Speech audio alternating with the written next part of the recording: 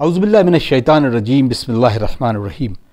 معزز ناظرین، السلام علیکم ورحمۃ اللہ وبرکاتہ۔ ناظرین اکرام، آج سے ہم ایک نئی سیریز شروع کرنے جا رہے ہیں اور امید کرتے ہیں کہ آپ تمامی حضرات اس سے ضرور مستفیض ہوں گے۔ یوں تو زندگی کا ہر عمل انسان کی زندگی کو اپنے پائے تکمیل تک لے جاتا ہے، لیکن انسانی خاصیت یہ ہے، انسانی خاصہ یہ ہے کہ انسان بغیر کسی اصول کے اپنی زندگی کو بسر نہیں کرتا۔ بعض اوقات زندگی کے عنوان کو لے کر تمام وہ حکومتیں جو اپنے قوانین بناتی ہیں وہ شاید ہر ایک ملک کے الگ قانون ہوں، لیکن جب قدرت نے اپنی طرف سے قانون کو بھیجا تو اس کو احکام الہی بھی کہا جاتا ہے، یعنی الہی نظام کے طور پر وہ قوانین ہونا چاہیے جو اللہ کی طرف سے بھیجے گئے ہوں، اور وہ قوانین جو ہمارے ائمہ طاہرین علیہ الصلوۃ والسلام نے ہم تک پہنچائے اور پھر اس کے بعد دیگر علماء کرام یا مرجع اعلی قدر نے ہم تک پہنچائے۔ تو ہماری زندگی تمام ان قوانین سے گھری رہتی ہے جس کی ہمیں ضرورت ہوتی ہے۔ آئیے ناظرین، ہم اس پروگرام احکام اسلامی میں آپ کا خیر مقدم کرتے ہیں۔ ہم ان تمام سوالوں کو بھی ڈسکس کریں گے تاکہ آپ ہم سے جڑتے رہیں، اور ہمارے دیے گئے نمبروں کو بھی انشاءاللہ تعالی ہم آپ سے ضرور شیئر کریں گے تاکہ آپ کی زندگی کے روزمرہ کی زندگی میں آنے والے سوالات جو احکام کی شکل میں آپ کے ذہنوں میں گھومتے رہتے ہیں، بعض اوقات آپ ان کو کسی سے ڈسکس نہیں کر سکتے، یہ پلیٹ فارم آپ کے لیے بھی ہے کہ آپ ان سوالوں کو ہم تک پہنچائیں۔ ہماری کوشش ہوگی کہ ہم علماء کرام کے ذریعے آپ کے سوالوں کے جواب آپ تک پہنچائیں۔ آئیے ناظرین، آج کی اس نشست میں بہت خوبصورت موضوع لے کر آئے ہیں، اور اس موضوع کو ڈسکس کرنے کے لیے ہمارے ساتھ اسٹوڈیو میں موجود ہیں حجت الاسلام والمسلمین علی جناب مولانا مصطفیٰ علی خان صاحب، ادیب الہندی صاحب قبلہ، اور آئیے استقبال کرتے ہیں اور اس پروگرام کا آغاز کرتے ہیں۔ السلام علیکم آغا۔ علیکم السلام۔ بہت خیر مقدم ہے اس پروگرام کے لیے، اور امید کرتے ہیں کہ اس پروگرام سے تمام ناظرین مستفیض بھی ہوں گے۔ تو پہلا جو احکام کی بات ہم اگر کریں تو بہت ساری چیزیں ہمارے ذہن میں آتی، تو مقدمے کے طور پر آج ہم آپ سے ضرور جاننا چاہیں گے کہ کس طرح سے انسان کو فروع دین جو ہیں اس کو ڈسکس کرنا ہے، کیسے فروع دین کو ہم تمام ناظرین تک اس کی افادیت اور اس کے میننگ کے طور پر ناظرین تک پہنچائیں گے۔ اعوذ باللہ من الشیطان الرجیم، بسم اللہ الرحمن الرحیم، الحمدللہ رب العالمین، وصلی اللہ علی سیدنا محمد وآلہ الطیبین الطاہرین۔ دیکھیں، انسان کی خلقت خداوند عالم نے پوری کائنات انسان کے لیے خلق کی اور انسان کو اپنے لیے خلق کیا جی، اور خداوند عالم نے انسان کی خلقت کا جو مقصد بیان کیا ہے وہ عبادت ہے، لیکن عبادت تبھی ممکن ہے جب انسان کے پاس اپنے معبود کو پہچاننے کا علم ہو، یعنی وہ جانتا ہو کہ کس کی، جس کو ہم معرفت کہتے ہیں۔ جی، تو انسان جو اس دنیا میں عبادت خداوندی کے لیے آیا ہے، اور پوری دنیا میں ہر چیز، پوری کائنات میں ہر چیز انسان کے لیے خلق کی گئی ہے کہ اس سے وہ فائدہ حاصل کر سکے، تو اس خالق نے اس انسان کو جس طرح سے خلق کیا تھا، ضروری تھا کہ کچھ قوانین کی بھی اس کو ضرورت دی جائے، یعنی کچھ قوانین بھی اس کے لیے وضع کیے جائیں۔ جی، یہ ایک بڑی بحث ہے کہ آخر قانون بنانے کا حق کسے ہے۔ جیسا کہ آپ نے کہا کہ ہر ملک میں اپنے قانون ہوتے ہیں اور ہر سماج میں اپنے قانون ہوتے ہیں، ہر مدنی زندگی میں، ہر معاشرے میں قانون کی ضرورت ہے۔ اس کی ایک خاص وجہ یہ ہے کہ انسان ایک ایسی مخلوق ہے جو سماج میں رہتی ہے، اور انسان کے اندر ایک خاصیت یہ ہے کہ انسان خود پسند ہے، یعنی انسان اپنے آپ کو پسند کرتا ہے، اپنے آپ کو آگے لے جانا چاہتا ہے، اپنے آپ کو اپنا فائدہ پہلے سوچتا ہے، حتیٰ بعض مقامات پہ تو اپنے اولاد سے بھی زیادہ اپنے لیے فائدہ سوچتا ہے۔ تو انسان کی فطرت میں خود پسندی ہے، اور انسان سماج میں رہنے پر پابند ہے۔ کوئی انسان بغیر سماج کے زندگی نہیں گزار سکتا۔ ہاں، ممکن ہے کوئی انسان جنگل میں جا کے اکیلا رہنے لگے، وہ پہاڑوں میں جا کے رہنے لگے، تو یہ انسان بالکل الگ ہیں، اور ان کی تعداد بھی بہت ممکن ہے کہ لاکھوں کروڑوں میں کچھ ایک آدھ افراد ہوں، وہ بھی بغیر سماج کے نہیں رہ سکتے ہیں۔ جی، وہ انسان جو خود پسند ہے اور جو سماج میں رہنے والی مخلوق ہے، ضروری ہے کہ کچھ قوانین ہوں تاکہ اس کی اس خود پسندی کی عادت کو مہار کیا جا سکے۔ جزاک اللہ۔ کہیں ایسا نہ ہو کہ اس کی خود پسندی، اس کی آزادی دوسرے کے لیے مشکل کا سبب بن جائے، کیونکہ وہ بھی خود پسند رہے، یہ بھی خود پسند ہے، یہ اپنے لیے چاہے گا، وہ اپنے لیے چاہے گا، بالآخر نزاع ہے۔ نزاع وہی ہوتا ہے جہاں ایک چیز کو دو لوگ چاہنے لگے یا تین لوگ چاہنے لگے، یہ اپنا فائدہ دیکھے گا، وہ اپنا فائدہ دیکھے گا، نتیجے میں انسان کو نقصان ہوگا۔ جی لہٰذا کچھ قوانین اور ضوابط ہونے چاہیے جو اس انسان کو مہار کریں کہ تمہاری آزادی کہاں تک ہے، دوسرے کی حدود کہاں تک ہے۔ یہ جو قوانین جو خداوند عالم نے وضع کیے، ان کی 3 قسمیں علماء نے بیان کی ہیں۔ البتہ یہ بحث ہے، جیسے کہ میں نے عرض کیا، کہ آخر قانون کون وضع کرے۔ دنیا کے اگر آپ قوانین کو دیکھیں، پچھلے 200 سال کے قوانین یا اس سے پہلے کے قوانین جو ملکوں میں تھے، مختلف بادشاہوں کے زمانے میں تھے، بادشاہتوں میں قوانین تھے، بالآخر بغیر قانون کے تو کوئی بھی بادشاہی نہیں چلی، یا آج کا جو جدید فارم ہے ڈیموکریسی ہے، اس میں بھی ایک قانون تو بالآخر ہے جس کو سب کو فالو کرنا ہے۔ یقیناً۔ تو یہ قوانین اگر آپ دیکھیں، جو یہ قوانین بشر کے بنائے ہوئے قوانین ہیں، لیکن اگر آپ غور سے ان کو دیکھیں گے تو ان کی شکل ہر چند سال پہ بدلتی، یعنی وہی ملک جو ایک قانون لے کے چلتا ہے، کچھ دن بعد اس میں امینڈمنٹ لاتا ہے، کچھ دن بعد اس میں نئے آرٹیکل لے کر آتا ہے، کچھ چینجز لے کے آتا ہے۔ یہ چینجز بتا رہے ہیں کہ قانون میں کچھ لوپس تھے، کچھ کمیاں تھیں، جس کا فائدہ اٹھا کر انسانوں نے دوسرے انسان کو نقصان پہنچایا۔ تو اب جس نے قانون بنایا تھا اس کو احساس ہوا کہ یہ غلطی رہ گئی، اس کو ٹھیک کرتا ہے۔ تو یہ امینڈمنٹس بتاتے ہیں کہ جس نے قانون بنایا تھا اس کے ذہن میں ہر چیز نہیں تھی، بعد میں عمل کے نتیجے میں یہ چیز آئی ہے، لیکن یہ بھی پرفیکٹ نہیں ہے، کیونکہ ممکن ہے کچھ دن بعد پھر اس کے اندر کوئی لوپ نظر آئے جو اگلا امینڈمنٹ اس کو صحیح کرے گا۔ لہٰذا آپ جو بڑے ترقی یافتہ ملک جو کہلاتے ترقی یافتہ ملک ہیں، تھرڈ کنٹریز جو کہلاتی ہیں، جو مثال کے طور پر ڈیولپڈ کنٹریز جو کہلاتی ہیں، آپ یورپ کی کنٹریز لے لیجیے، امریکہ کو لے لیجیے، یہاں بھی اگر آپ قانون ان کے اٹھا کے دیکھیں گے تو 100-150 سال پورا چارٹر بدل چکا ہے۔ تو اس کا مطلب یہ ہے کہ انسان کا بنایا ہوا قانون میں لوپس ہوتے ہیں جس سے دوسرے انسان فائدہ اٹھاتے ہیں، اور اس قانون کو پھر آخر بدلنا پڑتا ہے۔ تو پھر قانون وہ بنائے جو انسان کو ہر طرح سے جانتا ہو۔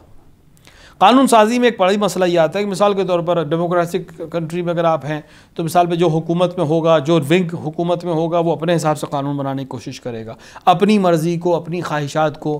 لیفٹ والے آ گئے تو لیفٹ کے حساب سے قانون بنائیں گے، رائٹ والے آ گئے تو رائٹ کے حساب سے قانون بنائیں گے، سیکولرز آ گئے تو سیکولرز کے حساب سے قانون بنائیں گے۔ یعنی قانون بنانے میں وہ اپنی پسند کو ترجیح دیں گے۔ تو بات پھر وہی آ گئی کہ خود پسند انسان اپنی خود پسندی کے لحاظ سے قانون بنا رہا ہے، جس میں یقینی طور پر اس کا نقصان ہوگا جو ان کا مخالف ہے۔ لہٰذا کے لیے ہمیشہ سے یہ قانون جو ہیں وہ اس کے ہدف کو پورا نہیں کرے گا۔ اس کا قانون بنانے کی کوشش یہ ہے کہ میں اپنے اپوزیشن کو کس طرح سے سپریس کر سکوں۔ لہٰذا ایک ایسا قانون ساز ہمارے پاس ہونا چاہیے جس کا اس میں کوئی فائدہ یا نقصان نہیں، جزاک اللہ، اور وہ سوائے ذات اقدس باری تعالیٰ کے کوئی اور نہیں ہو سکتا۔ اس کو اس قانون سے کوئی فائدہ اور نقصان نہیں، وہ غنی ہے، وہ صمد ہے، اس کو کوئی ضرورت ہی نہیں ہے اس قانون کی۔ وہ انسانی تقاضوں کو جانتا ہے، انسانی فطرت کو جانتا ہے، انسانی خلقت کو جانتا ہے، کیونکہ خود خالق ہے، اس نے خلق کیا ہے اس انسان کو، اس کی ضرورت کیا ہے، اس کو کہاں مہار کرنے کی ضرورت ہے، کہاں اس کو چھوٹ دینے کی ضرورت ہے، کس چیز کے اوپر زیادہ توجہ کی ضرورت ہے، کس چیز کے اوپر کوئی خاص توجہ کی ضرورت نہیں ہے۔ لہٰذا اس نے قوانین کو وضع کرنے کی جو حق ہے وہ اسی خالق کے پاس ہے جس نے انسان کو خلق کیا ہے۔ جزاک اللہ۔ اب یہ جو قوانین ہمارے پاس آئے ہیں ان کے 3 بڑے مرحلے ہیں۔ ایک مسئلہ جو ان قوانین کا ہے جن کا تعلق انسان کی ذات سے ہے، جی، اس کو ہم کہہ سکتے ہیں کہ انسان اپنے آپ کو ارتقا دینا چاہتا ہے، یہ اخلاق ہے جس کو ہم مورلز بھی کہہ سکتے ہیں، جی، ایتھکس کہہ سکتے ہیں۔ یہ اس کو اگر انسان اس کے قوانین کو جانے گا، اس کے احکامات کو جانے گا تو اپنے آپ کو سنوارے گا، بہت ممکن ہے کہ حد تک اپنے گھر والوں کو سنوار دے۔ کچھ قانون کا تعلق جو ہے اس کا تعلق انسان کی بلیف سے، انسان کے یقین سے، اعتقادات سے، جس کے اوپر دین ٹکتا ہے، جس کو ہم اصول دین کہتے ہیں۔ اس کے بھی قوانین ہیں، اس کے بھی احکامات ہیں، لیکن ظاہر ہے کہ یہ احکام فروع دین میں ڈسکس نہیں ہوتے ہیں، روزمرہ کی چیزیں نہیں ہیں۔ اس کو انسان خود اپنی عقل کے حساب سے سوچے گا، سمجھے گا، علماء سے گفتگو کرے گا، ایک نتیجے تک پہنچ جائے گا۔ یعنی خداوند عالم کو ایک ماننا ہے ہمیں، لیکن اس لیے نہیں ماننا ہے کہ میں کہہ رہا ہوں یا آپ کہہ رہے ہیں یا میرے والد کہہ رہے تھے، اس لیے ماننا ہے کہ میں اپنی عقل سے سمجھا ہوں اس بات کو کہ اللہ 2 نہیں ہو سکتے۔ اب اس کے لیے جو دلیل آپ کو قانع کر سکتی وہ آپ کے لیے کافی، ممکن ہے وہ دلیل میرے لیے قانع کنندہ نہ ہو لیکن آپ کے لیے کافی ہو، ممکن ہے آپ کے لیے کافی ہو میرے لیے کافی نہ ہو۔ تو لہٰذا ہر ایک کو اپنی عقل کے حساب سے اس کا جواب سوچنا ہے، اس پہ عمل کرنا ہے۔ تو یہ قوانین عقائد کے قانون ہو گئے یا اصول دین کے قانون ہو گئے جس کو عام طور سے علماء اصول ڈسکس کرتے ہیں۔ لیکن وہ قانون جس کا تعلق ہر انسان کا ایک دوسرے سے ہے، اور اس کا تعلق عبادت سے بھی ہے، اس کا تعلق معاملات سے بھی ہے، اس کا تعلق طہارت سے بھی ہے، نجاست سے بھی ہے، تمام چیزوں سے ہے، وہ ہے فروع دین۔ فروع دین کی وہ چیزیں ہیں جو عملی ہیں۔ جی، انسان روزمرہ کی زندگی میں نماز پڑھے گا، روزہ رکھے گا، حج کرے گا جب خدا اس کو مال عطا کرے گا، زکوٰۃ عطا کرے گا، خمس عطا کرے گا، جہاد انجام دے گا، امر بالمعروف کرے گا، نہی عن المنکر کرے گا، تولا کرے گا، تبرع کرے گا. یہ وہ چیزیں ہیں جو عملی ہیں، جی عمل میں آنی ہے. لہٰذا اس کا قانون ہونا چاہیے کہ کس طرح سے عمل کرنا ہے. کیا چیز طہارت کا سبب بنے گی، کیا چیز نجاست کا سبب بنے گی، کوئی نجس چیز کیسے پاک ہوگی، کیونکہ طہارت حاصل کیے بنا ہم نماز نہیں پڑھ سکتے. لہٰذا نماز کے مقدمے کے طور پر احکام معلوم ہونے چاہیے. اسی طرح روزہ کون سی چیزوں کے ذریعے سے باطل ہوگا، کون سی چیزوں کے ذریعے سے مکروہ ہوگا. یہ وہ تمام چیزیں ہیں جن کو ہم فروع دین میں ڈسکس کرتے ہیں. تو یہ جو احکام ہم کوشش کر رہے ہیں پیش کرنے کی اس پروگرام میں، اس کا ہدف ان احکامات اسلامیہ کو واضح کرنا ہے جو ہماری روزمرہ کی زندگی میں ہیں، تاکہ ہم صحیح طریقے سے عبادت انجام دے سکیں، تاکہ ہم صحیح طریقے سے اپنے عقود کو پورا کر سکیں، معاملات کو صحیح کر سکیں، ہمارے معاملات حرام کے معاملات نہ ہوں، ہمارے معاملات ربا کے معاملات نہ ہوں، اور بھی جو سماج کے تعلق رکھنے والی چیزیں. انشاءاللہ امید یہ ہے کہ اس کے ذریعے سے لوگ ہم سب اپنے آپ میں صحیح قانون سمجھ سکیں اور اس کے اوپر عمل انشاءاللہ. جزاک اللہ سرکار. بہت ہی خوبصورت مقدمے کے طور پر اس کا آغاز ہوا، اور آج جو کوشش ہے وہ ہماری یہ ہے کہ ہم اس کی شروعات کرتے ہیں تقلید سے. تقلید ایک اہم موضوع بھی ہے، اور آج کے اس دور میں جہاں تقلید کے بارے میں بہت سارے لوگوں کو شک و شبہات بھی ڈالے گئے ہیں.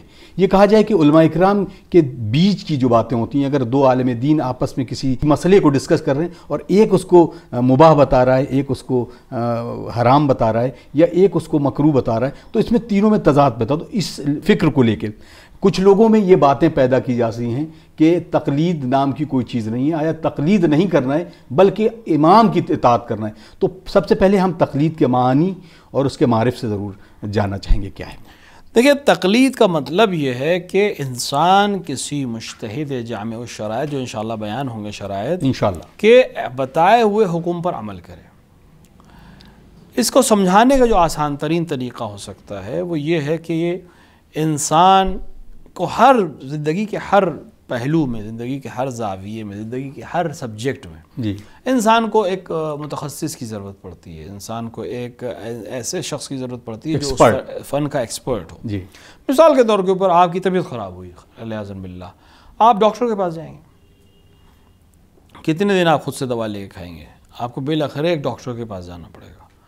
آپ ڈاکٹر کے پاس جائیں گے، وہ ڈاکٹر آپ کو دیکھے گا، چیک اپ کرے گا، کچھ جانچ کرے گا، اس کے بعد کچھ دوا دے گا جس کے ذریعے سے آپ کو شفا حاصل ہو. جی تو یہ ڈاکٹر کے پاس جانا کس بات کی علامت ہے؟ اس بات کی علامت ہے کہ علم طب کا یہ ماہر ہے، یہ ایکسپرٹ ہے میڈیسنز میں، لہٰذا میرے جسم کو کس میڈیسن کی ضرورت ہے یہ بہتر مجھ سے بتا سکتا ہے. یقیناً.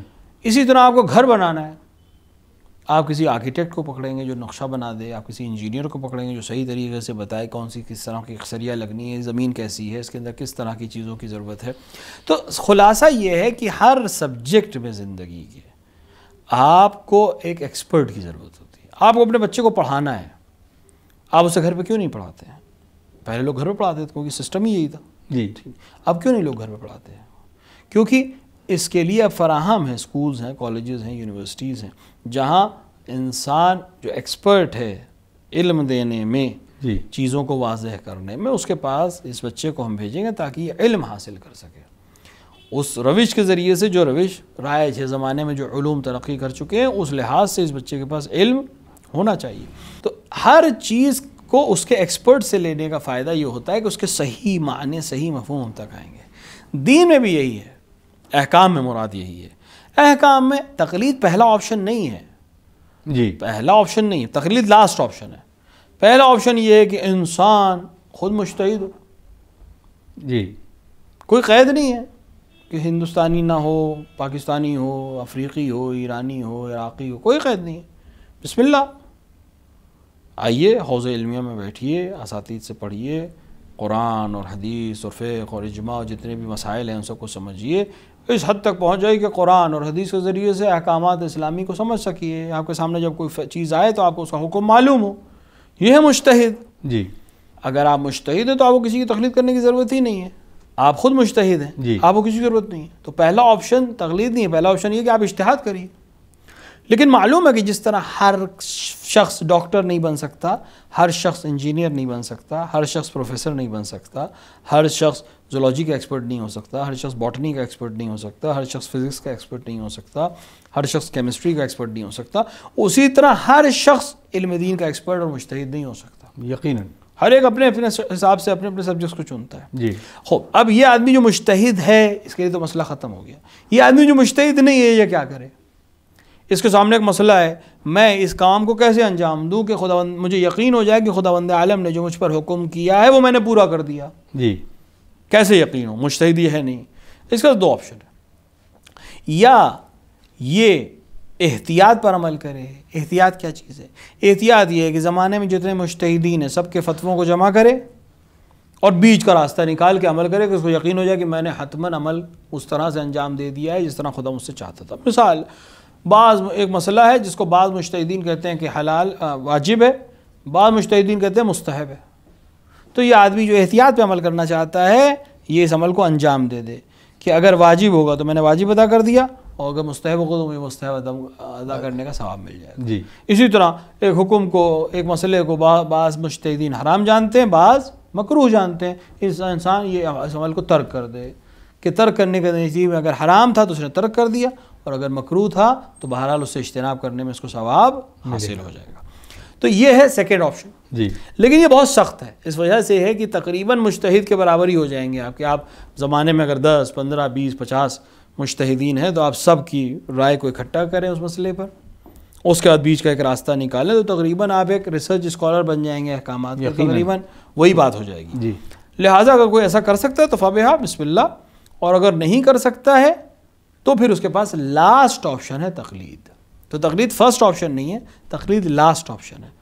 تقلید کا مطلب یہ ہے کہ وہ انسان جو ایکسپرٹ ہے، جیسے وہ ڈاکٹر ایکسپرٹ تھا جس سے میں نے دوا مانگی، جیسے وہ انجینئر ایکسپرٹ تھا جس سے میں نے نقشہ بنوایا گھر بنانے کے لیے، جیسے وہ کمپیوٹر کا ایکسپرٹ تھا جس نے مجھے کمپیوٹر سکھایا، جیسے وہ باٹنی کا ایکسپرٹ تھا جس نے مجھے باٹنی کے سوالوں کا جواب دیا، اسی طرح ایکسپرٹ جو دین میں ایکسپرٹ ہو، جو قرآن کو سمجھتا ہو، جو حدیث کو جانتا ہو، جو اجماع علماء کو جانتا ہو، جو عقل سلیم رکھتا ہو، اپنے نفس پر قابو پانا جانتا ہو، اور احکامات شریعت کو صحیح سے ان 4 زاویوں کے ذریعے سے نکالنے کی صلاحیت جس کے اندر ہو، اس کے بیان کردہ حکم پر ہم زندگی گزاریں، جزاک اللہ۔ وہ جیسا کہے ہم عمل کریں۔ یہ ہے تقلید۔ تو تقلید تھرڈ آپشن کا نام ہے۔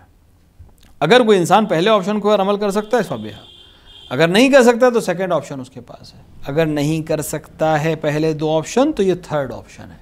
اب ایک سوال جو آپ نے بیچ میں سوال سے پہلے مقدمتاً پوچھا تھا یا بیان کیا تھا کہ یہ جو علماء کے درمیان اختلافات ہوتا ہے اس کی وجہ سے، دیکھیں ڈاکٹرز میں بھی اختلاف ہوتا ہے۔ ڈاکٹرز کوئی کہتا ہے یہ میڈیسن اچھی ہے، کوئی کہتا ہے یہ میڈیسن اچھی ہے۔ کیوں؟ کیونکہ اس کی اسٹڈی، جس اسٹڈی پہ اس کو بھروسہ ہے، جس ریسرچ پہ اس کو بھروسہ ہے، اس کے لحاظ سے اس مرض کے لیے یہ دوا زیادہ اچھی ہے۔ دوسرے ڈاکٹر کی ایک الگ اسٹریٹجی ہے، ایک الگ طریقہ ہے، الگ ریسورسز ہیں، وہ اس کے ذریعے سے سوچتا ہے کہ ہم اس طرح سے عمل کریں یا ہم اگر نسخہ لکھیں گے تو زیادہ بہتر ثابت ہوگا۔ ایک کہتا ہے سرجری کی ضرورت ہے، دوسرا کہتا ہے نہیں میڈیسن سے ٹھیک ہو جائے گا۔ تو اختلاف ہونا اس بات کی علامت ہے کہ دونوں ماہر ہیں، وہ بات کر رہے ہیں۔ اب آپ کو کیا فریضہ ہے؟ آپ کا فریضہ ہے کہ جس ڈاکٹر کو آپ نے کنسلٹ کیا ہے آپ اس کی بات مانیے۔ اگر آپ اس سے علاج کرا رہے ہیں تو آپ اس کی بات مانیے، دوسرا کیا کہہ رہا ہے اس کو آپ کام ہی نہیں ہے۔ مطلب کبھی کبھی اختلاف ہونا بھی بہت ضروری ہے کسی چیز کو۔ اختلاف ہونا اس بات کی علامت نہیں ہے کہ دونوں میں کوئی جھگڑا ہے۔ جی چونکہ لوگ جانتے نہیں ہیں لہٰذا وہ سمجھتے ہیں کہ علماء میں کوئی اختلاف جو ہے وہ جھگڑا نہیں، ہمارے درمیان جب اختلاف ہوتا ہے تو جھگڑا ہو سکتا ہے، وہ بھی لا علمی کی وجہ سے۔ جزاک اللہ۔ علماء سرکار جھگڑا بھی نہیں وقت کرتے۔ بالکل اجازت نہیں دے رہا، اور یقیناً آج کے اس موضوع کو ابھی شروعات ہی کر رہے تھے اور مقدمے میں پوری بات ختم ہو گئی۔ بہت شکریہ، آپ نے وقت دیا اور اس سے بہت ہی خوبصورت گفتگو انشاءاللہ، اور اس کے آگے جب بڑھے گی تو اور بھی تمام ناظرین کے لیے مستفیض ہوتی جائے گی۔ اور ناظرین یقیناً ہم یہ اس بات کی آپ سے گزارش بھی کر رہے ہیں کہ آپ ہمارے اس چینل سے جڑے رہیں تاکہ آپ ان تمام احکام اسلامی پروگرام کے ذریعے سے ان تمام مسائل کو بخوبی سمجھ لیں، جان لیں، اور اپنی پسندیدہ زندگی جس کو عرفان کی زندگی کہتے ہیں، معرفت کی زندگی کہتے ہیں، اس پر گامزن رہیں۔ اور خداوند متعال سے یہ بھی دعا ہے کہ ہم سب کی نیک ہدایت دے اور اسی طریقے سے ہمیں ائمہ معصومین کے بتائے ہوئے راستے پر قائم رکھے۔ ناظرین ہمیں اجازت دیجیے اور انشاءاللہ پھر آپ کو اگلے پروگرام کے ذریعے پھر آپ سے روبرو ہوں گے. والسلام علیکم ورحمۃ اللہ وبرکاتہ.